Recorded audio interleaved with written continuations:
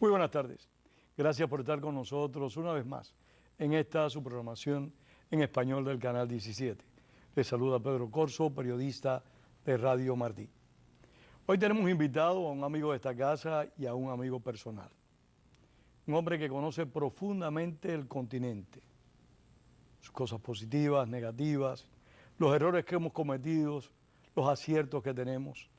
Lo conoce también que acaba de publicar un libro que le recomiendo a todos, que se llama Las dos Américas, democracia y dictadura. Me refiero a mi amigo Carlos Sánchez Berzaín. Es un libro interesantísimo, donde tenemos la posibilidad de tener una visión muy apropiada de democracia y dictadura en el hemisferio.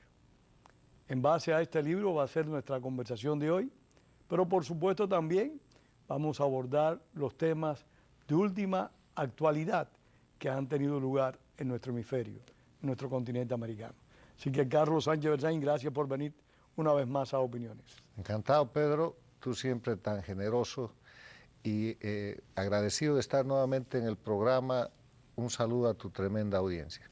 Carlos, antes de entrar en los temas generales de América Latina, hay dos focos importantes, sin faltar otros, por supuesto, que me gustaría destacar.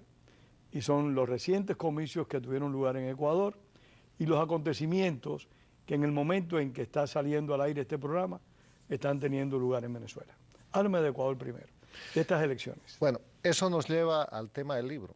El marco de referencia general para lo que está pasando en Ecuador, en Venezuela, en Bolivia, en Nicaragua, en Cuba, en el otro lado, en los Estados Unidos, en México y en el conjunto de países de Latinoamérica, es que el eje de disputa, el centro de confrontación, el eje de confrontación, se libra en este momento en el hemisferio entre dos Américas, la América democrática y la América no democrática o dictatorial.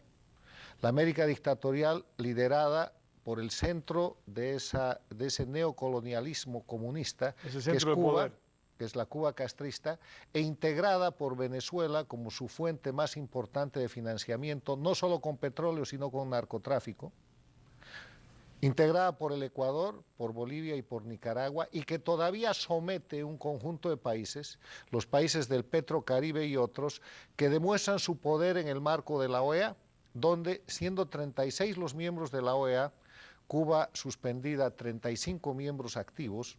De esos 35 miembros, la democracia solo ha podido conseguir 18 como gran triunfo para aceptar la consideración del segundo informe de Almagro sobre la situación de Venezuela, que demuestra la absoluta condición de dictadura que tiene Venezuela, y solamente 11 firmas esta semana que ha pasado para decirle a Venezuela que está violando los derechos humanos y agrediendo a su pueblo con la represión que ha montado. Entonces, una situación que es más que evidente con lo que estamos viendo en la televisión en estos días. Entonces, en ese escenario hay cosas que pasan. Pasa la situación de Venezuela, donde una dictadura que ha llevado a una crisis humanitaria a los venezolanos, que tiene una crisis de corrupción terminal que está vinculada al narcotráfico desde sus más altos niveles, se empeña en mantenerse en el poder contra la opinión de más del 90% de los venezolanos que se han volcado a las calles. Y reprime y utiliza la metodología castrista, que es no ceder el poder por ninguna causa, y para eso miente, amenaza, engaña, reprime. Eso es lo que estamos viendo en Venezuela. En Venezuela estamos viendo el choque entre la fuerza irresistible, que es la fuerza del pueblo que no quiere más dictadura, y el objeto inamovible, que es el castrismo, que quiere mantenerse en el poder en Venezuela. El enemigo del pueblo venezolano tiene cara de Maduro, tiene cara de Chávez, pero es el castrismo. El verdadero enemigo de la libertad y la democracia del pueblo venezolano es la dictadura castrista, que tiene que sostener ese régimen, porque si no, si lo pierde, la próxima batalla ya es en Cuba. Hay un aspecto que debemos destacar, y lo hemos comentado en más de una ocasión, y es que la mayor parte de la clase política, intelectuales y dirigentes de diferentes niveles en el hemisferio pocas veces atacan a la dictadura cubana, siendo el origen de todos los problemas que estamos padeciendo hoy en el hemisferio. Por ejemplo, tenemos el caso de la OEA, su secretario general Almagro, Y hablo de Almagro porque de José María Insulza no vale la pena hablar. Bueno, la diferencia es muy sencilla. Los dos han sido puestos por el socialismo del siglo XXI. Insulza era un entregado que no respetaba ni principios ni valores, que aceptaba a cambio de ese salario de ignominia muy grande, desde luego, que recibía los insultos de Chávez, que le decía insulso y que lo trataba peor que a un todo lo que le dio esclavo. la gana, esa es la realidad. Y Almagro es un hombre de izquierda, ha tenido a los principios y valores, que ha tenido el valor, en el caso de Venezuela, de escribir 2 informes y de señalar la crisis dictatorial y humanitaria. Yo me siento satisfecho como periodista, como una persona comprometida con la libertad y los derechos, de que Almagro haya expresado públicamente y trabaje a favor de la democracia venezolana. Pero choca, desde mi perspectiva, cómo Almagro no muestra similar preocupación para el eje fundamental que tú acabas de mencionar, que es donde más se violan los derechos humanos sistemática y permanentemente, hasta institucionalmente, que es Cuba. Cómo Almagro no analiza más de cerca la situación ecuatoriana, la nicaragüense y la propia boliviana. Mira, yo creo que hay que tener consideración política con Almagro. Almagro en el tema venezolano se ha jugado al 100% y está librando una batalla desigual porque está en minoría. Las dictaduras, esa América dictatorial pintada de rojo en la tapa de mi libro, que tienen 5 países bajo control directo, tienen el control del Petrocaribe y con eso logran manejar la votación tanto del Consejo Permanente como de la Asamblea General de la Organización de Estados Americanos, donde cada estado tiene un voto. Estados Unidos, que es un estado continental, o México, o Brasil, o la Argentina, que son tremendos estados, tienen el mismo voto que tiene Bahamas, Haití, Antillas, Guayana. Bueno, no, eso es la igualdad soberana de los estados. Esa igualdad soberana... No, me refiero a la democracia cuando se va a producir el voto en un organismo internacional. Sí, es válido es válido, pero por ejemplo en las Naciones Unidas no funciona así el Consejo de Seguridad. Bueno, tiene un Consejo de Seguridad que... donde hay 5 miembros permanentes, supuesto, que son los que ganaron la guerra. Pero no importa, personas. El tema es así, y esos pequeños países que reciben el soborno del petróleo venezolano de la mano de la Cuba castrista a través del Petrocaribe, no tienen ningún empacho en votar contra la democracia, contra los derechos humanos, contra la libertad y contra los propios principios de la Organización de Estados Americanos y agredir al defensor de esos principios, que en este caso es el secretario Luis Almagro. Ahora, en ese escenario yo creo que Almagro ha dado un gran primer paso con el tema de Venezuela. Yo creo que Almagro ha empezado a tocar el tema Cuba. He visto esta semana aquí en Miami una foto en el Diario de las Américas de Almagro reunido en la oficina del congresista Díaz Balart con los otros congresistas cubanoamericanos y con líderes del exilio americano diciendo que el tema prioritario con relación a Cuba es los derechos humanos. Es un avance poco difundido pero muy notable. Porque lo único que no puede, con lo que no puede engañar la dictadura castrista es la base de los derechos humanos que son violados todos los días.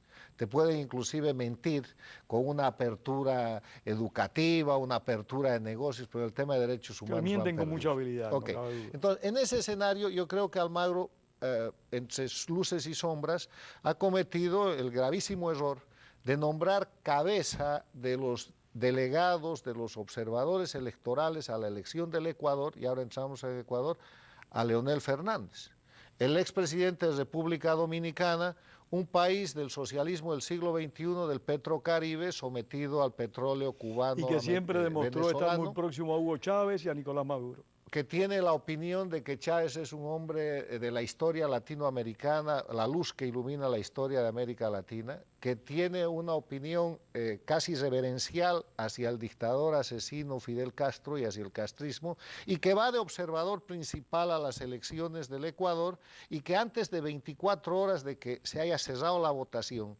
cuando no habían ni siquiera resultados terminados de computar, dice: esta elección ha sido una elección limpia, fantástica, ha ganado Lenín Moreno y bendice la elección. Pero es que lo mismo pasó con Nicaragua también. Bueno, es que tú tienes que ver que esta cuestión de las elecciones en los países castristas, Venezuela, Bolivia, Ecuador, Nicaragua, es un calco, es parte del sistema que ellos usan bajo el paradigma falso de que elecciones son democracia. Y ellos dicen, si hay elecciones y ganamos, esto es una democracia. Cuando no hay Estado de Derecho, no hay división e independencia de poderes, hay presos políticos, hay exiliados políticos, y ellos además hacen fraude en la elección. Por supuesto. Eso ha sucedido el año 2013 en Venezuela. Los actos, la película, las imágenes de lo que pasó con el fraude electoral para que Nicolás Maduro sea elegido presidente de Venezuela en el 2013 es exactamente la misma película que estamos viendo en el Ecuador. En boca de urna ganaba el opositor Capriles en Venezuela, en el Ecuador ganaba el opositor Lasso. Llegaron las actas al centro de cómputo además manejado por un consejo electoral absolutamente designado por el gobierno. Se apagó la luz en determinado momento y cuando se prendió la luz, en los dos casos, Venezuela y Ecuador, estaba ganando ya el candidato oficialista. Terminaron el cómputo rápidamente y cerca de la medianoche proclamaron ganador al oficialista. Entonces salió el opositor que en verdad había ganado la elección, en su momento Capriles y ahora Lasso en el Ecuador, a reclamar. Y empezaron las amenazas, empezaron los juicios, empezaron los atentados. Te quiero decir que en el Ecuador le han atentado el vehículo del vicepresidente electo, del verdadero ganador, que es Andrés Páez. Han empezado juicios contra Páez, han empezado procesos judiciales contra Lasso para amedrentarlos, los han citado a 2-3 días de la segunda vuelta electoral a fiscalías y a juicios para meterles miedo y han tratado de desmovilizar a la gente, que ese es otro elemento. La gente en Venezuela se lanzó a la calle, en el Ecuador se ha lanzado a la calle, ¿y eso con qué termina? Termina, seguramente en el Ecuador todavía no ha terminado el tema, pero a ese camino van, con un presidente, entre comillas, absolutamente ilegítimo, resultado del fraude electoral que en 2013 en Venezuela se llamaba Nicolás Maduro y que ahora en el Ecuador se llama Lenín Moreno, que va a seguir el mismo camino Lenín Moreno de llevar a su país a la crisis. Ecuador está en el camino de la caída al abismo que tiene hoy día Venezuela. Sin duda alguna, y si hasta ahora no ha caído, ha sido por la moneda que tiene, que es el dólar.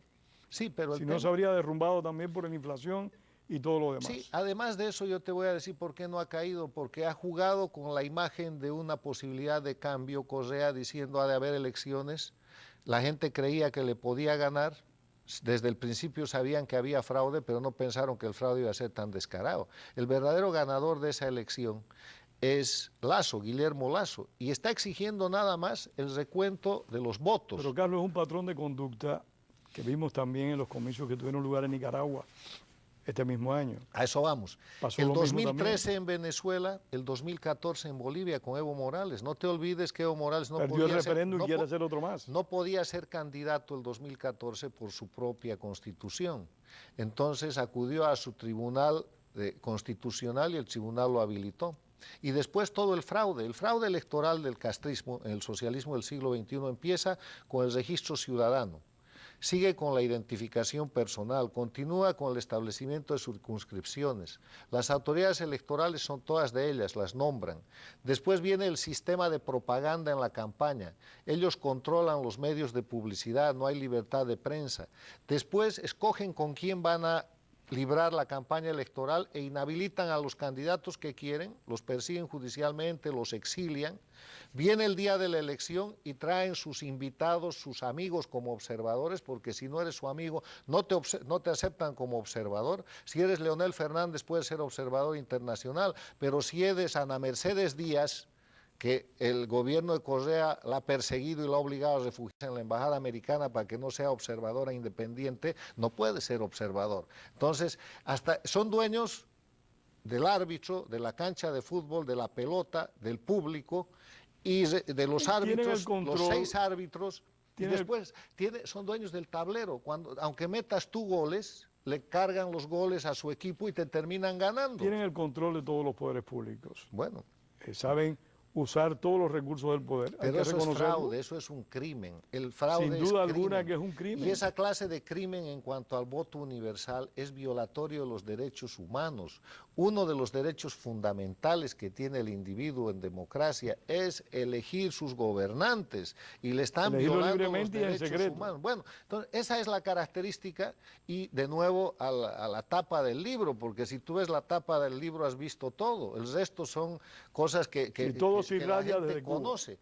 Cuba maneja todo eso y Cuba hoy día con una mano está poniendo el reemplazante de Correa para mantener el régimen, para mantener ese Ecuador en el marco de lo que es el sistema castrista y está sosteniendo en la calle con violencia, con amedrentación, con mentiras a nivel internacional, con presión internacional sobre sus amigos que son Zapatero, de nuevo Leonel, un grupo de expresidentes que quiere hacer de nuevo el mareo de la mediación como hicieron hace unos meses para sostener a Maduro en Venezuela y lo que estamos viendo es impostura, mentira, violación de derechos fundamentales y ausencia de democracia. ¿Cómo salimos de esta crisis de valores, de esta crisis también de solidaridad? Porque lo hemos conversado también más de una oportunidad. Es necesario que todos nos demos cuenta que cuando un país nuestro está afectado en lo que respecta a los derechos ciudadanos, eso es una amenaza para el resto de los países. Nosotros no podemos seguir mirando indiferentemente lo que acontece en el país vecino. Debemos sumar esfuerzos y trabajar para lograr los cambios no democráticos. No es siquiera un tema de solidaridad, es un tema es de sobrevivencia es también. un tema de seguridad propia. Y ahí yo te voy a traer a colación lo que es la nueva administración de los Estados Unidos y la tremenda responsabilidad que tiene la administración Trump en la necesidad norteamericana de hacer un nuevo diseño de política exterior norteamericana para las Américas, que esté además fundado en el mejor interés norteamericano, no en el interés de los latinoamericanos.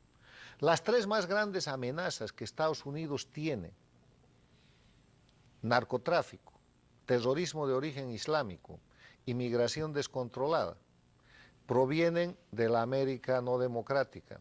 Están digitadas y lideradas por la Cuba castrista y operadas a través de Venezuela, Nicaragua, Ecuador y Bolivia y los países de menor control. El narcotráfico... Claro, perdona, hay un aspecto que tampoco debemos descuidar y es el hecho de que el castrismo tiene una clientela política poderosa que aunque no esté en el poder, tiene capacidad de ejercer influencia, tiene capacidad de movilización. Y por eso vemos como en México, donde hay una amenaza futura muy próxima, que es López Obrador, vemos como en México y como en tantos países del continente nadie ataca al castrismo o tampoco atacan a los regímenes del modelo de Venezuela, Ecuador y Bolivia. Este no es un tema de ideología, Pedro, no nos equivoquemos. Esta no es una confrontación entre derechas e izquierdas no o lo entre es. comunistas y capitalistas. Esta es una confrontación de principios. Es la libertad contra el sometimiento que representa el régimen castrista, que es estalinista.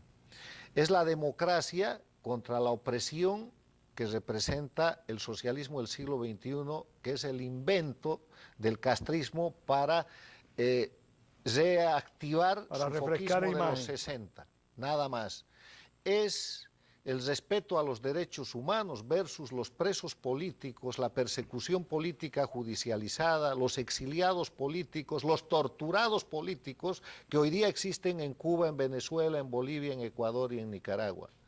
Es entonces el blanco contra el negro. Estamos hablando de principios, incluso la gente de izquierda. Si Luis Almagro es un hombre de izquierda, pero Almagro es un hombre de izquierda que tiene respeto a los principios. Almagro no podía quedarse ciego frente a las decenas de presos políticos que hay en las cárceles venezolanas, frente a la tortura que se hace a los estudiantes venezolanos cuando se los coge en una manifestación, frente a los cientos de miles de exiliados venezolanos, y el rato que pueda, yo espero que Almagro, con el espacio político que la situación le permita, mire Ecuador en serio. Yo he escrito la necesidad de la OEA de rectificar respecto a las elecciones del Ecuador. Si miran la realidad objetiva en el Ecuador, tienen que darse cuenta desde la Organización de Estados Americanos que hay fraude electoral, que el presidente verdaderamente electo no es Lenín Moreno, sino Guillermo Lasso, y que para salir de dudas, lo único que hay que hacer es recontar los votos. Lasso debería ser el menos preocupado de eso porque va a tener al frente un gobierno ilegítimo. El preocupado debería ser Lenín Moreno, para no ser otro Maduro. Si yo fuera Lenín Moreno diría, señores, por favor, recuenten los votos, porque si he ganado y tomo el poder. Y así tengo la legitimidad para encarar un proceso de crisis tremenda, porque la herencia económica que está dejando Correa es terminal. Es devastador. Y poder gobernar. ¿A dónde va a llegar Lenín Moreno? A un país en crisis económica, en crisis política, en crisis social y sin ninguna legitimidad. Entonces se va a volver en un Maduro no en 4 años, en meses. Evo Morales, ¿cómo ves la situación de tu país? Bueno, en Bolivia sigue avanzando la crisis económica. Está la situación de Bolivia cubierta por las noticias internacionales de esta Venezuela y Ecuador hoy día, pero en Bolivia se ha consumido cerca del 40% de las reservas internacionales de Bolivia el año pasado. La regla es la corrupción. Evo controla absolutamente todos los poderes del Estado.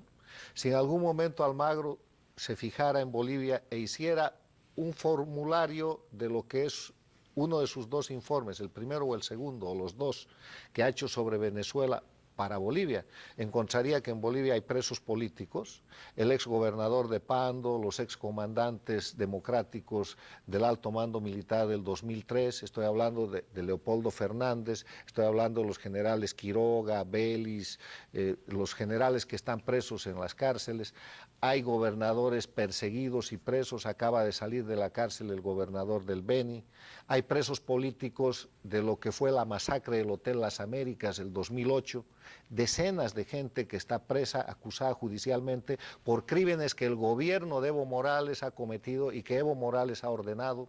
Todos los jueces responden al gobierno y el que no responde lo enjuician. Ahora mismo están sacrificando ante la opinión pública a un ex magistrado evista del gobierno de Evo Morales, que en algún momento dijo eso no es justo, lo destituyeron, lo han procesado y lo están torturando públicamente pese a ser un hombre enfermo, es el magistrado Cusi. No hay justicia, no hay división, independencia de poderes, hay crisis económica y campea el narcotráfico. Bolivia es un narcoestado donde Evo Morales acaba de dictar una ley diciendo que el cultivo legal de coca suba de 12.000 a 20.000 hectáreas, cuando lo que en verdad necesita Bolivia son 6.000 hectáreas. Pero además de eso, tiene más de 40.000 hectáreas de coca ilegal. Y ahí viene el eje de lo que te decía.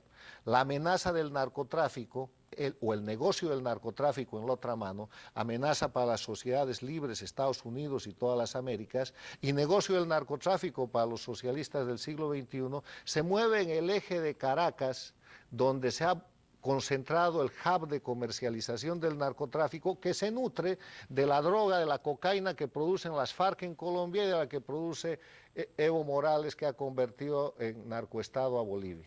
Y de los 2 gigantes sudamericanos, Argentina, que tiene un gobierno centrista en este momento, el señor Macri, Brasil, que está Michel Temer, quien fuera compañero de fórmula de Dilma Rousseff. ¿Cómo tú ves esos 2 gigantes sudamericanos, su futuro político?